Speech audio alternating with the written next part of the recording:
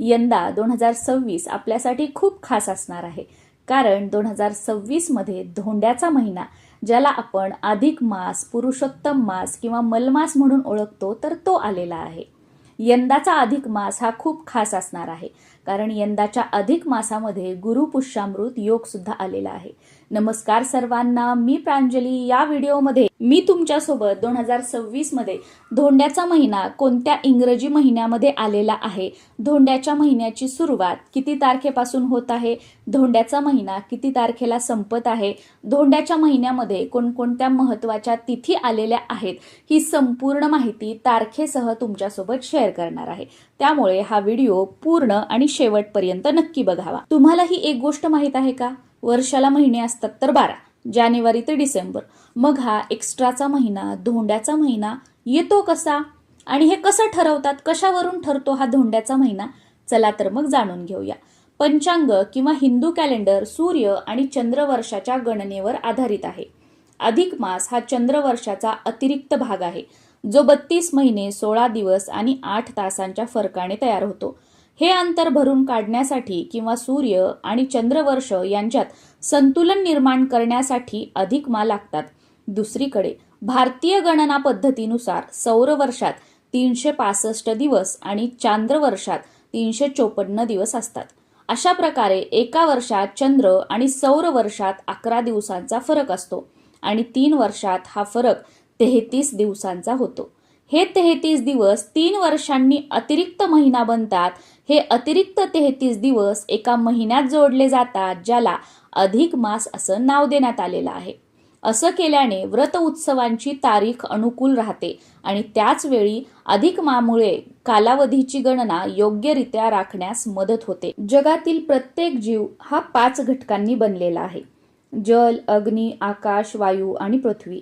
ज्या काळात व्यक्ती धार्मिक कार्यासह ध्यान, योग इत्यादीद्वारे आपल्या शरीरात उपस्थित असलेल्या या पंचमहाभूतांचा समतोल स्थापित करण्याचा प्रयत्न करतो, तो काळ म्हणजे अधिक मास. म्हणूनच अधिक मासादरम्यान केलेल्या कामांनी दर 3 वर्षांनी परमशुद्धता प्राप्त केल्यानंतर व्यक्ती नवीन ऊर्जेने भरून जातो. इंग्रजी महिन्यानुसार सांगायचं झालं तर 2026 मध्ये अधिक महिना हा मे मध्ये आलेला आहे.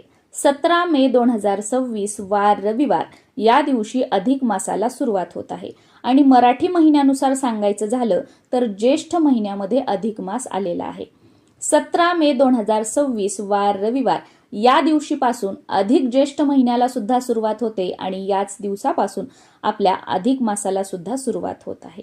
आणि अधिक मास हा 15 जून 2026 वार सोमवार या दिवशी संपत आहे. अधिक मासामध्ये 21 मे 2026 वार गुरुवार या दिवशी गुरुपुष्यामृत योग सुद्धा आहे. आणि हा गुरुपुष्यामृत योग 21 तारखेला सकाळी 6:05 सुरू होत आहे आणि रात्री 2:49 संपत आहे. अधिक मासातील पौर्णिमा ही 31 मे 2026 वार रविवार या दिवशी आलेली आहे.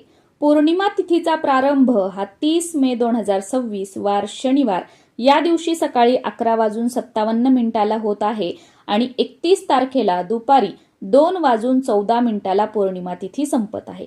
त्यामुळे उदय तिथीनुसार 31 मे 2026 वार रविवार या दिवशी पौर्णिमा साजरी केली जाणार आहे.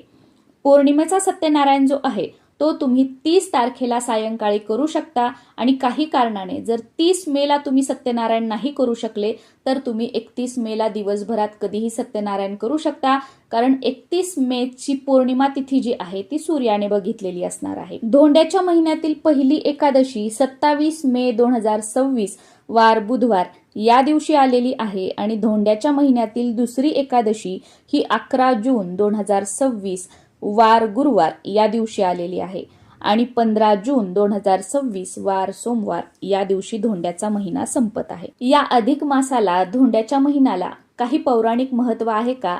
तर हो आहे. एका पौराणिक कथेनुसार एकदा राक्षस राजा हिरण्यकश्यपने कठोर तपश्चर्या करून ब्रह्मदेवांना प्रसन्न केले आणि अमरत्वाचे वरदान मागितले. पण अमरत्वाचे वरदान देणे निषिद्ध आहे, म्हणूनच ब्रह्माजींनी त्याला दुसरे वरदान मागायला सांगितले. तेव्हा हिरण्यकश्यपने ब्रह्माजींना असे वरदान देण्यास सांगितले की जगातील कोणताही पुरुष, स्त्री, प्राणी, देवता किंवा राक्षस त्याला मारू शकणार नाहीत आणि वर्षाच्या सर्व 12 महिन्यातही तो मरणार नाही. त्याचा मृत्यू दिवसाही होणार नाही किंवा रात्रीही होणार नाही. तो कोणत्याही शस्त्राने किंवा इतर कोणत्याही शास्त्राने सुद्धा मरणार नाही. त्याला घरात कोणी मारू शकणार नाही किंवा घराबाहेर मारले तरीही तो मरणार नाही. ब्रह्माजींनी त्याला तसे वरदान दिले. पण हे वरदान मिळताच तो हिरण्यकश्यप स्वतःला अमर आणि देवाच्या बरोबरीचा समजू लागला. तेव्हा भगवान विष्णूंनी नरसिंह अवतार, अर्धा मनुष्य आणि अर्धा सिंह या रूपात अधिक मास प्रकट केला आणि हिरण्यकश्यपची छाती त्यांच्या नखांनी संध्याकाळी उंबरठ्याच्या मध्यभागी दारात फाडली आणि त्याला यमसदनी पाठवलं. असं पौराणिक महत्त्व या अधिक महिन्याचं आहे.